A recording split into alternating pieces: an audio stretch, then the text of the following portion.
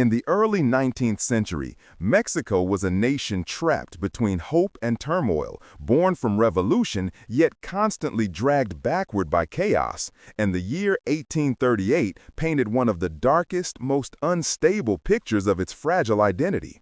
The country had barely gained independence from Spain, but instead of entering an era of peace, it fell into a cycle of internal wars, shifting presidents, military uprisings, and endless battles for power, creating a society where streets could change from calm marketplaces to violent battlegrounds within minutes.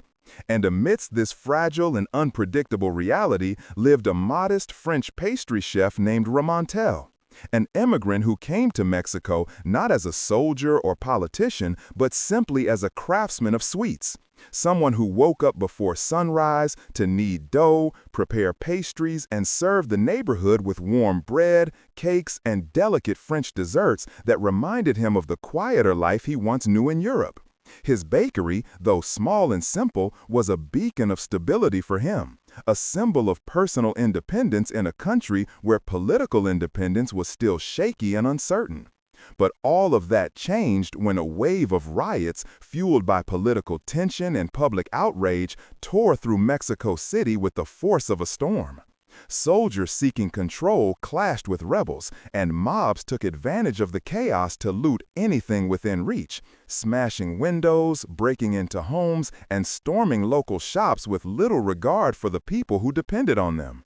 Ramontel's bakery, unfortunately located in the path of the violence, found itself directly in the crossfire. Soldiers burst in first, searching for supplies and vantage points, knocking over shelves, scattering ingredients, and leaving footprints across flour-covered floors. And when rioters followed behind them, the destruction became complete. Pastry cases smashed, ovens cracked, glass shattered on the floor, and months' worth of earnings wiped away in a single violent afternoon. When the dust settled and the crowds moved on, Ramontel stood inside the ghost of what used to be his livelihood, staring at the ruins of his workspace with the sinking realization that he had lost nearly everything, not just physically but emotionally, because each broken item represented hours of labor, each shattered cake symbolized his love for his craft, and each ruined tool reminded him of how fragile his place in this foreign land truly was. Determined to rebuild, Ramontel carefully calculated the extent of the damage: ingredients stolen, equipment destroyed, structural repairs needed, and the total shocked even him. It amounted to an enormous sum of money, something that today would equal nearly $700,000, an amount far beyond what a single working man could ever hope to recover on his own. Knowing he could not stay silent, he attempted to file an official complaint and requested compensation from the Mexican government. But Mexico at that time was barely holding itself together. The officials he approached were drowning in paperwork related to rebellions, military disputes, and financial crises, and none of them had the time, resources, or motivation to take a pastry chef's complaint seriously. His claims were shuffled aside, ignored, or dismissed entirely. And after weeks of trying, Ramontel realized that no one in Mexico was going to help him, leaving him angry, desperate, and feeling betrayed by the country he now called home. Instead of giving up, the chef made a decision that would echo through history. He turned to his homeland for justice. Ramontel wrote to the French embassy, describing the destruction in detail, attaching calculations of his losses, and pleading for intervention. His letters were then forwarded to France, eventually reaching the court of King Louis Philippe, who, to the surprise of everyone, took the matter seriously.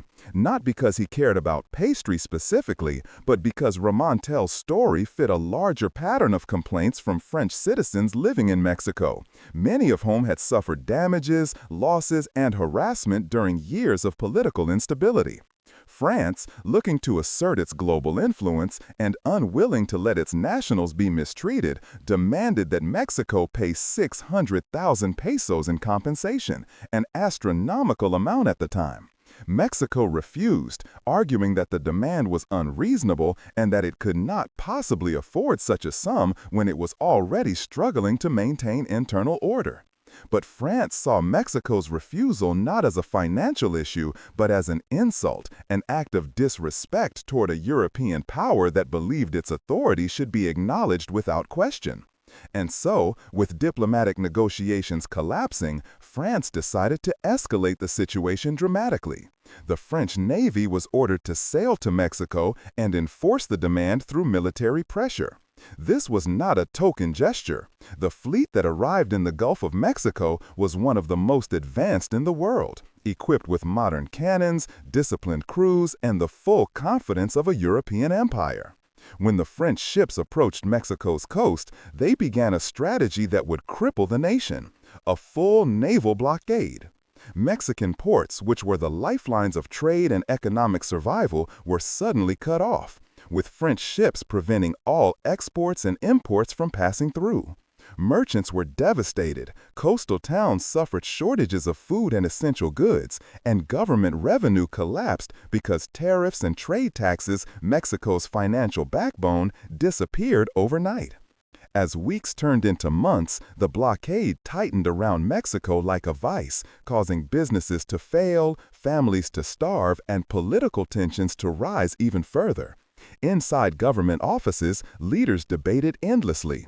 Should they stand firm and risk national collapse, or give in and pay a foreign power to avoid humiliation? While these debates raged, France grew impatient. On November 27, 1838, after months of diplomatic stalemate, the French Navy decided to take direct action, launching a full bombardment on the strategic port city of Veracruz. The attack was devastating. Cannons roared from the sea, shells tore through buildings, smoke filled the skies, and panicked civilians ran through the streets as walls crumbled around them. Mexican soldiers, brave but severely outmatched, attempted to defend the city with outdated cannons and limited resources, but the French naval firepower overwhelmed them quickly. The Battle of Veracruz became a symbol of Mexico's vulnerability, a reminder of how unprepared the nation was to face an industrial European navy. The city suffered heavy damage, countless casualties, and widespread destruction, and the longer the bombardment continued, the more pressure mounted on Mexico's leaders to surrender. Eventually, the country reached a breaking point. With trade destroyed, citizens suffering, the military overstretched, and coastal cities falling into chaos, Mexico reluctantly agreed to negotiate under French terms. Diplomats met, treaties were drafted, and in the final agreement, Mexico conceded to pay the full 600,000 pesos demanded, ending the conflict. France lifted the blockade, withdrew its fleet, and sailed home victorious. And Ramontel, the pastry chef whose suffering had sparked the entire conflict, finally received compensation for his destroyed bakery, though at the cost of a war that had brought destruction, death, and economic devastation to thousands of innocent people. The absurdity of the situation stunned historians, making the Pastry War one of the most unusual conflicts ever recorded. A war not over land or religion or power, but over pastries, pride, and political mismanagement. But the story doesn't end there. This bizarre conflict planted seeds of resentment between France and Mexico that would later contribute to a much larger confrontation, the Second French Intervention in Mexico, during which France attempted to install a European emperor, Maximilian of Austria. That later conflict was far bloodier and more complicated, yet even then, echoes of the Pastry War lingered, reminding both nations of how one small injustice, ignored at the wrong moment, had grown into a symbol of international arrogance and national vulnerability. Today, the Pastry War stands not just as a humorous historical footnote, but as a powerful example of how the tiny spark, one destroyed bakery, one ignored complaint, can ignite global consequences when pride, politics, and desperation collide in the wrong way.